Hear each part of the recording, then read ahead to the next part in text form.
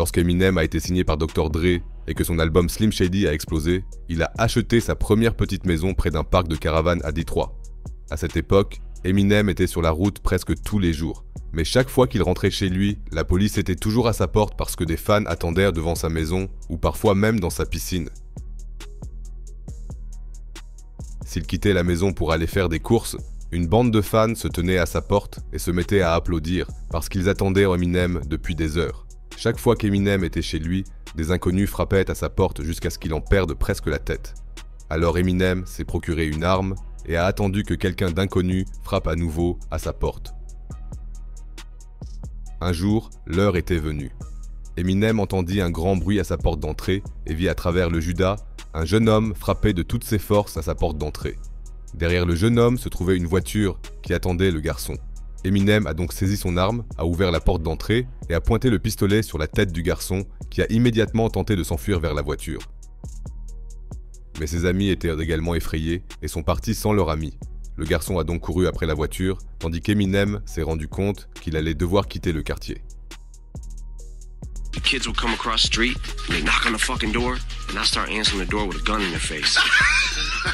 Dans l'une de mes chansons préférées d'Eminem, intitulée Don't Approach Me, Eminem rappe avec Xzibit sur cette situation précise. Écoutez absolument cette chanson.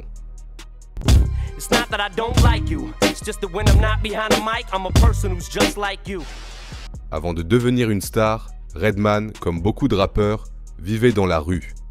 Il dealait et n'en faisait pas mystère. Il en avait même parlé à sa mère, et sa mère n'avait qu'une chose à dire.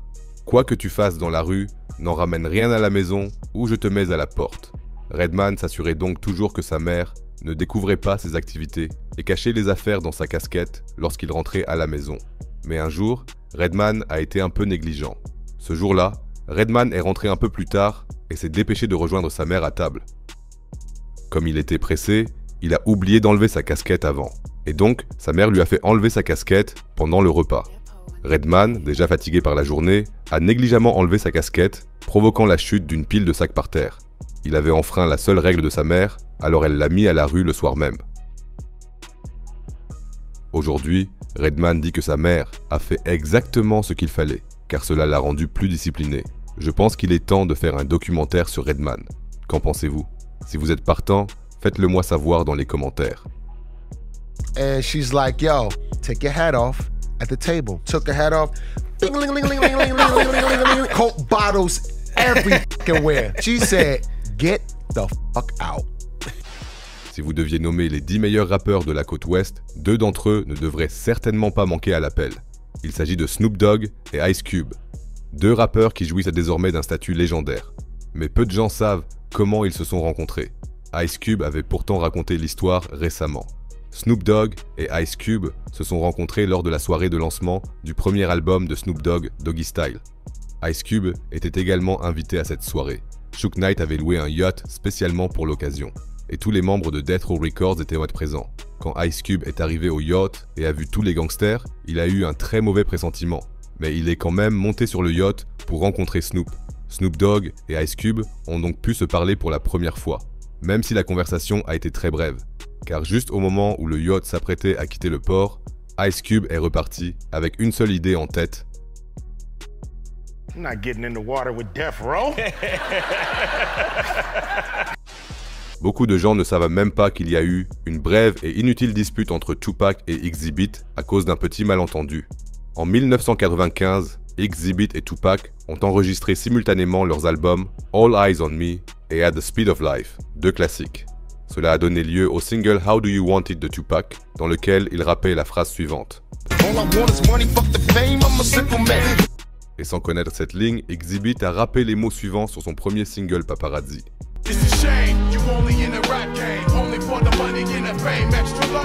En plus de cela, le single de Xzibit est sorti exactement une semaine avant celui de Tupac. Tupac et les Outlaws ont donc pensé que Xzibit Undercover voulait les insulter. Xzibit est donc devenu l'ennemi de Tupac et des Outlaws. C'est pourquoi Xzibit a été insulté sur la chanson The Outlaws Bomb First avec les lignes suivantes.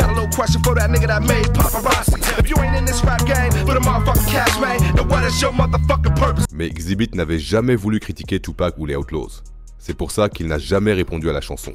Quelques semaines après la critique contre Xzibit, Xzibit et Tupac se sont revus.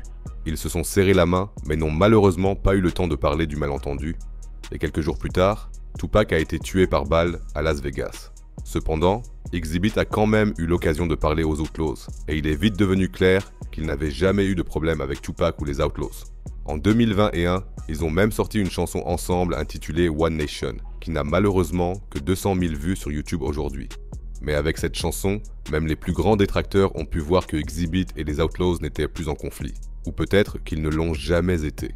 And so everybody was hitting me, hey man, they diss you on Machiavelli, man. I was like, damn, what the fuck I do? Once I heard it, then I was like, oh, so I understood it. So there was no need to rebuttal because that's not what I meant. Dans les années 90, Will Smith était aux BET Awards, où il a eu l'occasion de rencontrer Michael Jackson pour la première fois. Bien sûr, il y avait plein de stars. Mais Will n'avait d'yeux que pour Michael, jusqu'à ce qu'il l'aperçoive enfin de loin. Will était super excité et s'est dit « Ça y est, je vais enfin rencontrer mon idole ». Et à ce moment-là, tout le monde dans la salle est devenu super agité. Les agents de sécurité se sont précipités vers Will et lui ont dit qu'ils devaient le mettre en sécurité parce que Suge Knight et ses potes causaient à nouveau des problèmes. Les agents de sécurité l'ont donc attrapé et l'ont emmené dans une pièce pour le protéger. Will est resté là, dans cette pièce, écoutant à travers la porte fermée les gens s'enfuir dans la panique et se disant « Yo, this is crazy. Suge is a lunatic. He's still in jail, right? Quand tout est devenu plus calme, Will a entendu une petite voix derrière lui. Quand il s'est retourné, c'était Michael Jackson, qui avait été mis dans le débarras comme lui. Ils ont un peu parlé de Suge Knight jusqu'à ce que la voix soit libre et qu'il puisse ressortir. C'était la première et unique fois que Will a rencontré Michael Jackson. I was like, what happened? What happened? He said, Suge Knight happened. Opens this door and shoves me into like this dirty ass utility closet. And I hear, hey. I'm like, oh, I guess I got Suge Knight to thank for it. Et voilà pour la petite parenthèse d'aujourd'hui. Tu connais d'autres histoires qui ne sont pas très connues dans les médias? N'hésite pas à les partager dans les commentaires.